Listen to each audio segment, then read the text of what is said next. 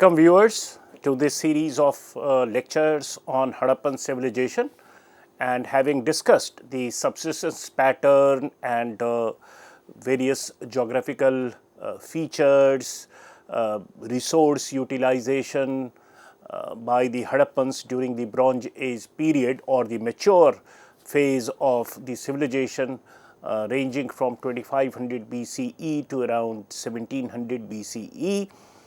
Let us now come to another domain of the same civilization, and this is about economy and public economy in particular. So, we would just spare some moment to understand as to what do we mean by public economy in contrast to what we understand by economy of Harappan civilization in general. So, there are certain general riders or qualifications to begin this lecture, and that is something that we need to take note of.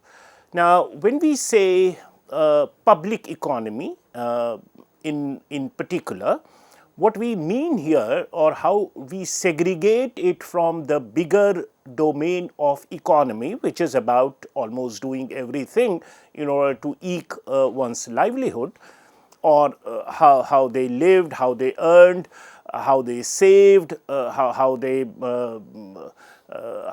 gathered things, how they consumed. So, this will all be covered under economy, but when we say public economy, there is this specific thing that we are talking about, and that is things that are over and beyond what is domestically produced or consumed, and something that is indicative of interlinked kind of system of economy, and something that fuels several segments of Harappan life who are not directly associated with the process of cultivation or doing something like trade, etc. So, quite a few things that goes over and beyond the domestic production and consumption gets included in this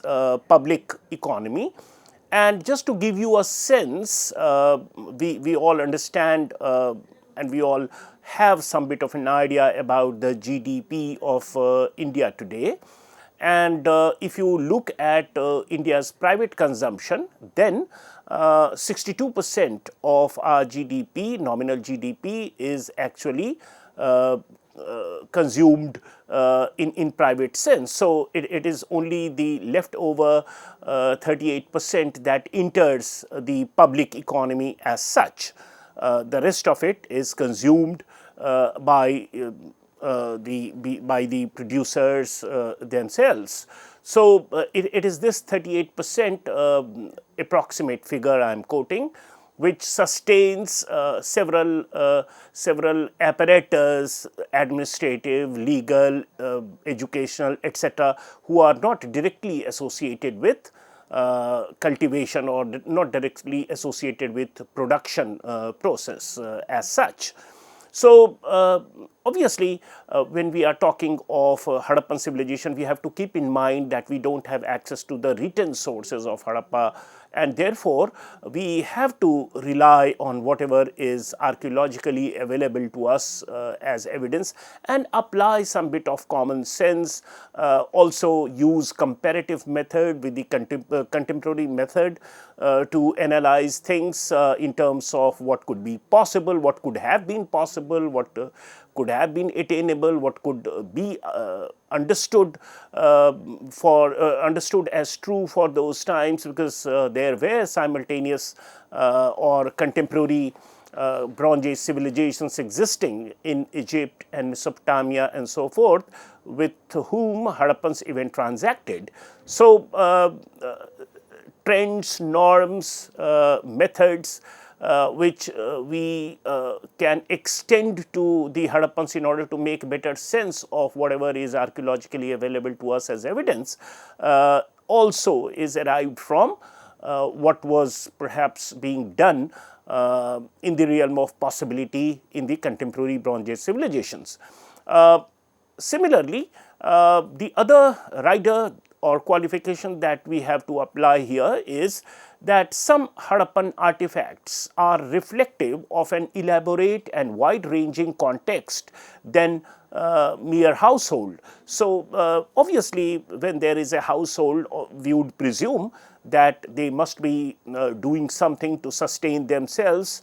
It could be agriculture, it could be little bit of manufacturing, and if they are doing little bit of manufacturing, they must be relying on, or maybe that seasonally they also do farming to sustain themselves, or if they are say whole time manufacturers or artisans or engaged in some masonry work, etc., then obviously they will have to rely on exchange arrangements or market to get food items for their sustenance.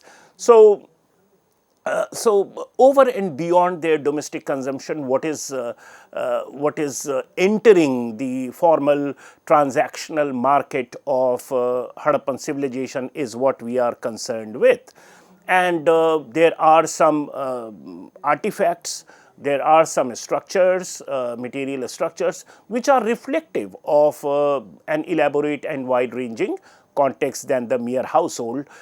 So, this is all that we get from Harappan times in terms of archaeological evidence, and so historians have to apply little harder in order to make sense of public economy which must have sustained these artifacts, which must have led to appearance of these artifacts. Because for example, if you see some hall which is very big, if you see some pond which is very big, then obviously the understanding goes that it must have been a public utility or it must have been what we today call public good kind of arrangement. And that is what we are concerned with, because understanding such huge structures in household, individual household context isn't logical. So, this is how the imagery of public economy is constructed for the Harappan period. Now, also true is the fact in terms of general rider or qualification is that urban economy, and this is conceptual, urban economy, state control, political network, they all hinge on an effective communication system, and they are only as good as its weakest link. So, this is something that I have spoken about even in my earlier lectures about Harappa, particularly about the vulnerability of Bronze Age civilizations, because bronze itself is a scarce metal, and a civilization that is hinged on scarce metals, use of scarce metals like bronze, structurally have to depend on interconnections, because bronze is not available everywhere. So, if it is available at some point, it has to be procured for its wide usage across the geography of Harappa, and for that linkage with trade, commerce, or its integration, market integration is very crucial. And as we see even in the present times, that if a structure is premised on interlinkages of several components, then even a minor kind of rupture in that interconnection can lead to cascading effect, leading to tumult so far as the civilization structure is concerned. So, Bronze Age civilizations, Harappa included, had to have very robust and very repeated and regular kind of contact with other areas, with other components of everyday life in order to sustain itself. So it had to depend on it more. Why I am saying this is because if you contrast this situation with that of Iron Age civilizations, iron is a very ubiquitous metal on this planet Earth. They are readily available, they are more democratically distributed in the earth crust, and therefore a civilization that comes up doesn't necessarily have to rely on long distance contact and transaction to sustain itself, and this is quite unlike Bronze Age situation. So this is what I wanted to highlight, that when we are talking of public economy, we must understand that we are not talking of Iron Age civilization in the case of Harappa. It is a Bronze Age civilization, and the metals that are used, and that we will allude to in future course of this discussion, that the metals that the civilization is using, and that is true for Bronze Age civilizations in general, they are relatively scarce, and therefore structural dependence of Bronze Age civilizations on effective communication is very important, and that itself makes this kind of civilization little more vulnerable to effective network, and any rupture there may lead to some kind of a impact, bad impact on the entire civilizational network. Having run through the riders or the general points or qualifications, so to say, for this discussion, let's come to the actual tangible evidence on the basis of which some impression of the public economy at work can be had from the Harappans. Remember, I reiterate that we don't have access to written material, which usually are resorted to in order to understand the nuances of economy at work, say the value of coin, the transactional volume, and so forth, the institutions associated with those transactions. Now, they can only be imagined in the case of Harappa, because we don't know who was manning the state, what kind of system was in operation, what kind of you can say soft skills were there in terms of administrative or political skills that were deployed for manning the economy, for managing the economy. So the managerial insight that we otherwise would have had from written sources that we have for subsequent periods for which we have written material, that is just not available to us, and therefore it is only through these structures and the details that a historian has to labor hard to make a sense or to create an impression about public economy and public economy at work. But certainly, indisputably, we can say that public economy was in operation, because the structures were such.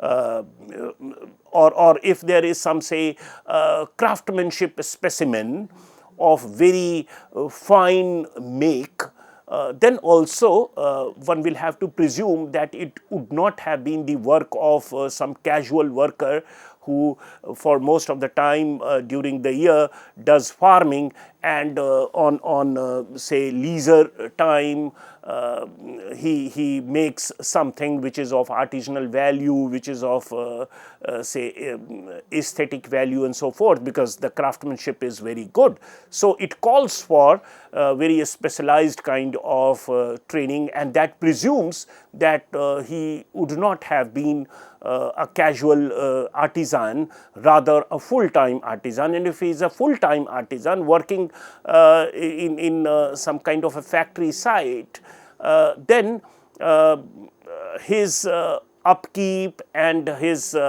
sustenance in material terms had to be taken care of, and that would have been provided by the public economy at work. Right. So, it was just not or it would not have just been possible for an economy which is only about household economies, which could have sustained this big structures or this fine craftsmanship, or there are several other evidence that we will talk of during the course of this discussion.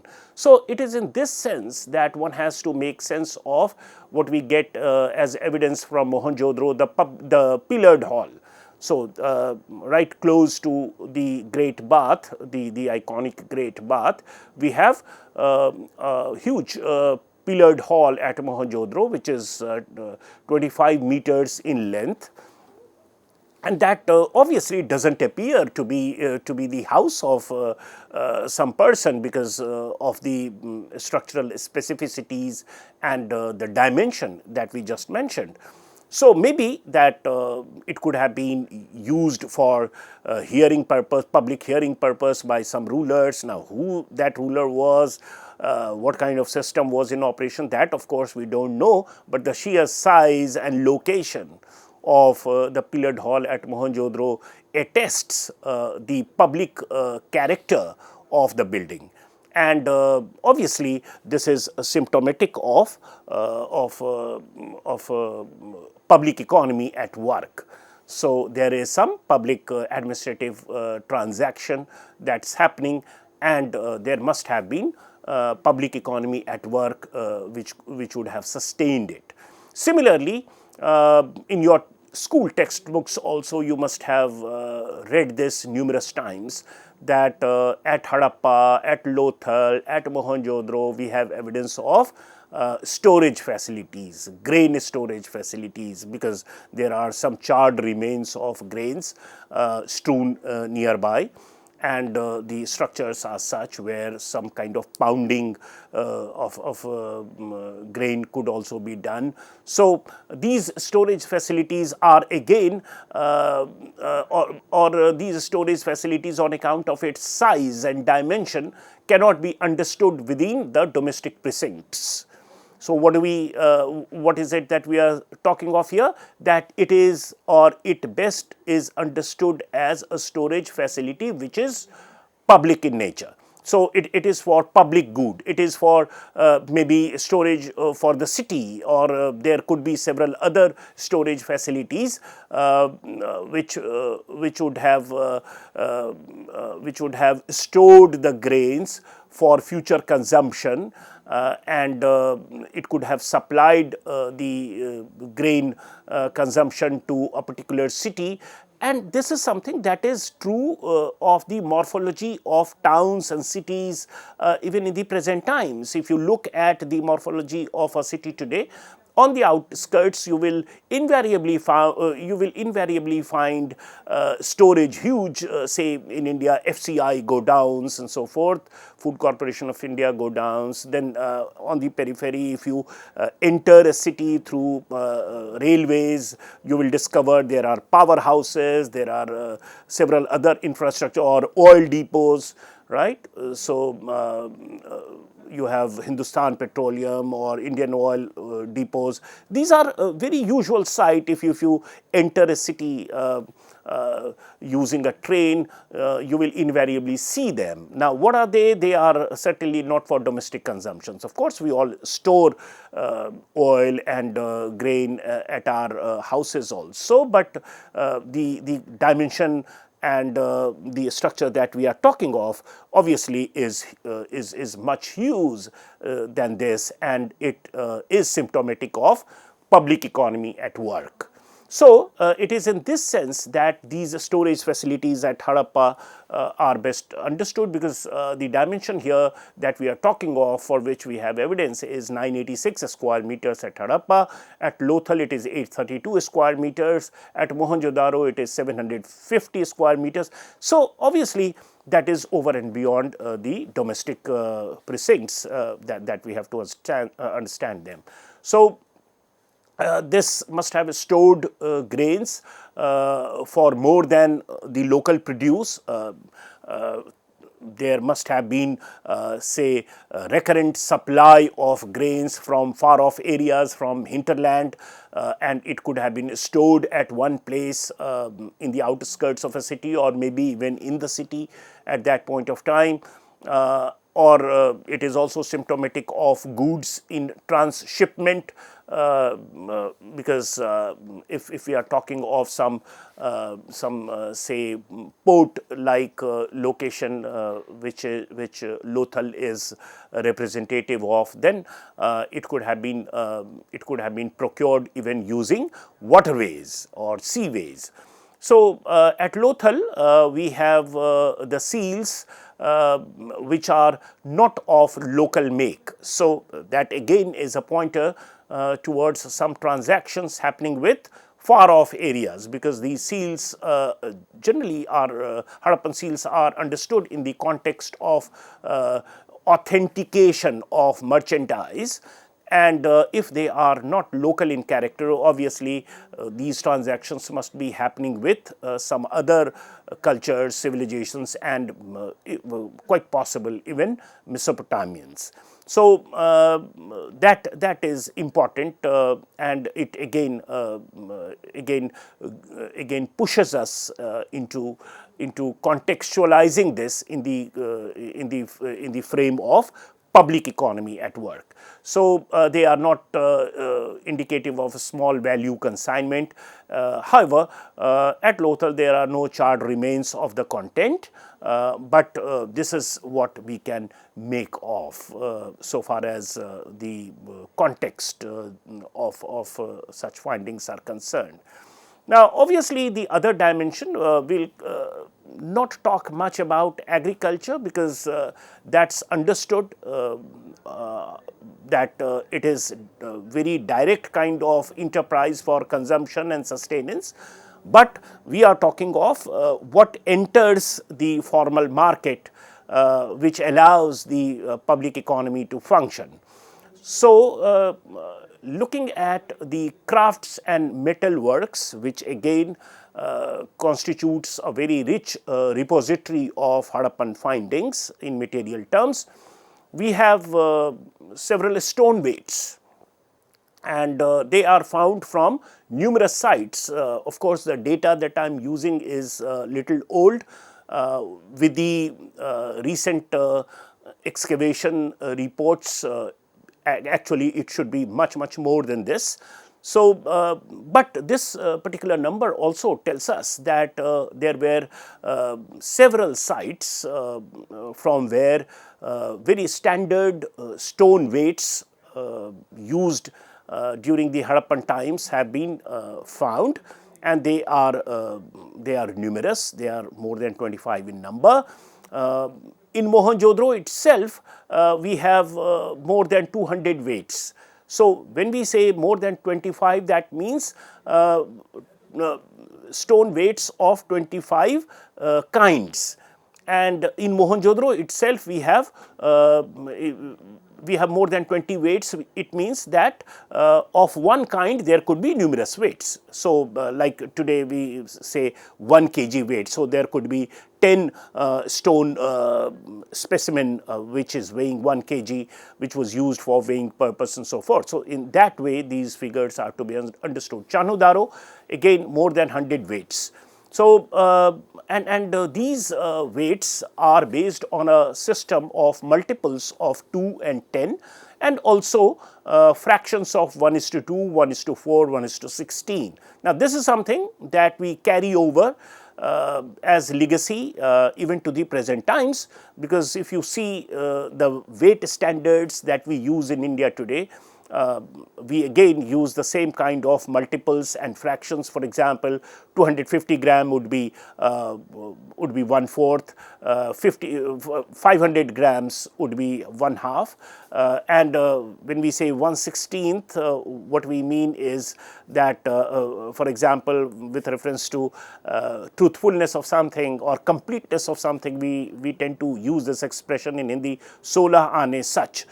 Now, that tells us that it is entirely true. Every part of it is true. So, these are the fractions in which these stone weights were used, and again this is symptomatic of a very organized, managed well managed kind of market system at work through its weights and measures. So, we will carry forward this discussion in its next part, and they are all about the public economy of Harappa at work. Thank you.